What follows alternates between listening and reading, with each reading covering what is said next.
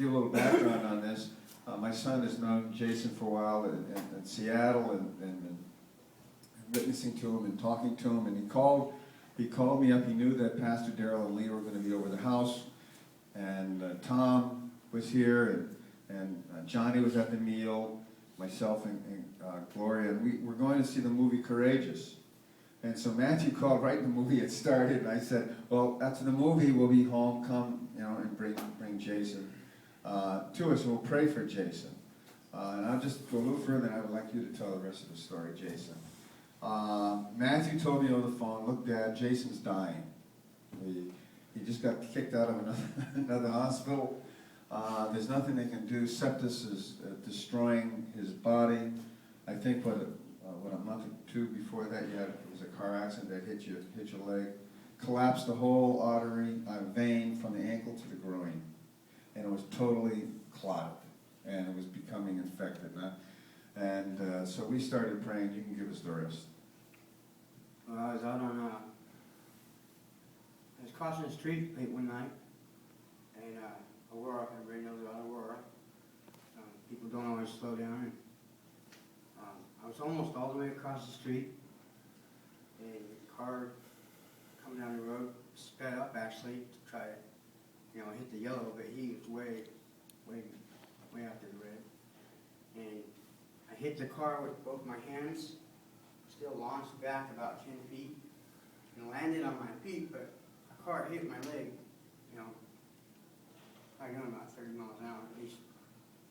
And, I didn't hurt that bad that night. The next day, I was pretty swollen up, and I went to the doctor, and they said, yeah, your artery's pinched off, and the vein next to it's got some damage, and we don't know what's going to happen yet. So about 4 days later,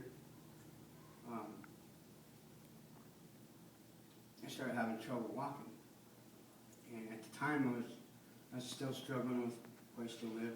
I've been off and on homeless for a long time, and I was camped out. It was still summertime, it was still nice enough to do that. And I was only camped out maybe 60 feet from the road, and I woke up the next morning and literally could not stand up. I had to crawl on my hands like this.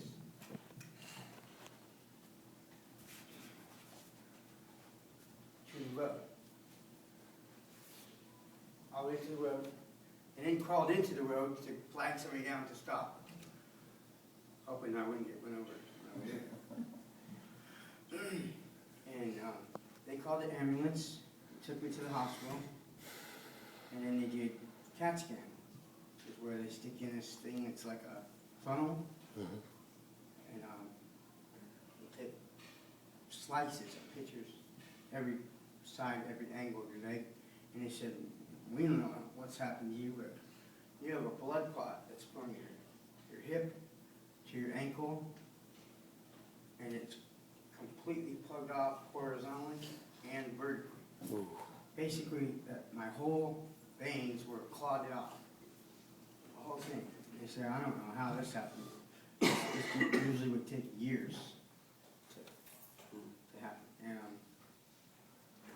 they said, we want you to do this and we want you to do that. And I'm pretty stubborn. That's kind of an understatement. They wanted me to stay in the hospital.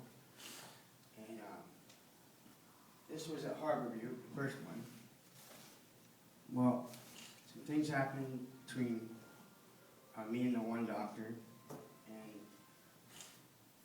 somebody who handles that is a vascular surgeon.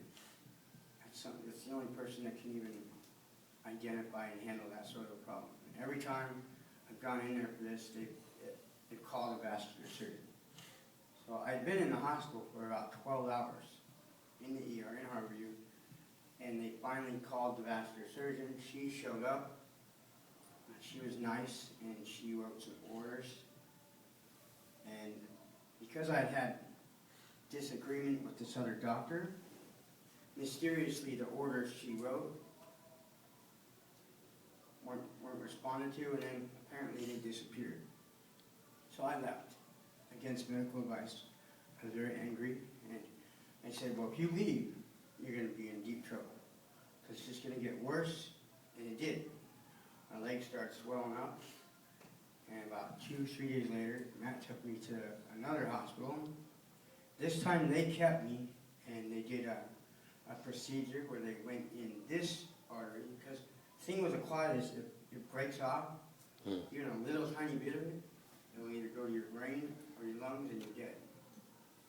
And so they did a thing where they went in the other vein with a little tiny robot the size of a pill, and installed all these clot catchers.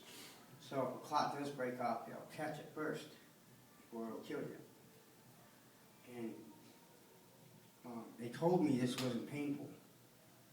Oh my God, this was very painful. Did I say this was painful? And I was just hurting really bad for a couple days. It didn't get any better. They let me out with nothing. They didn't give me. The only way to fix the clot is with blood thinners, especially a clot that big. And they kept telling me, well, you need surgery. Nothing's going to fix. I didn't find out the clot was that big, actually, until the third to the last hospital. They kept telling me the clot was clotted off, but they didn't never tell me that it went all the way down my ankle. They told us that it was just up here, where the car is, leading me to think that it was just because of the car accident. And other doctors told me that they could do a surgery where they bypass the artery and put in they take another vein from somewhere else and attach it around the clot.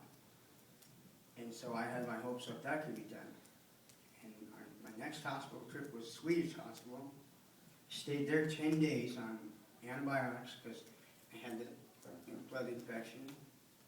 And they pretty much got that on hold. And they helped me out with the pain. And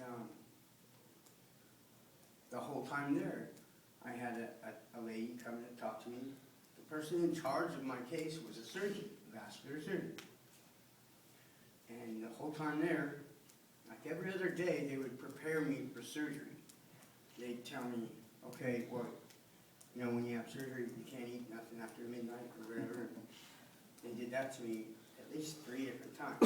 And then I'd wake up the next morning starving and waiting for them to come get me, and they'd never come.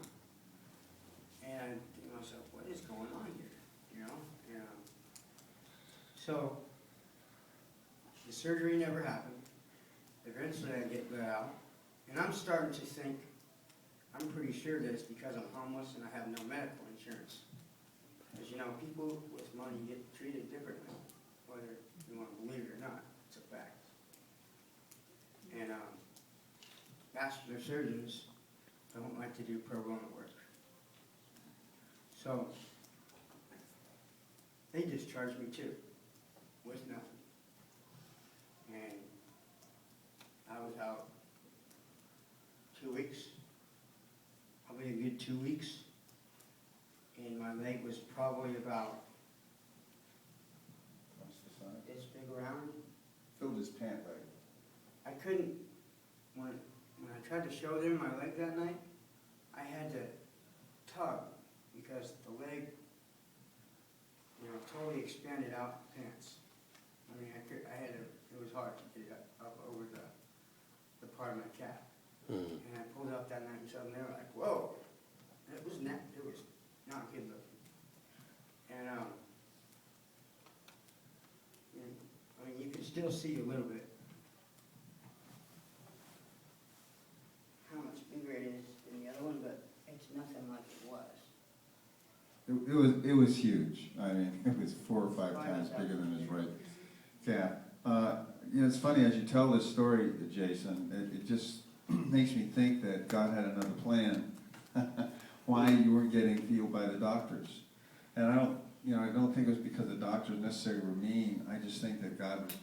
This is my personal feeling is that God had another plan for you. He wanted to show you that He's real, and that He really cares for you.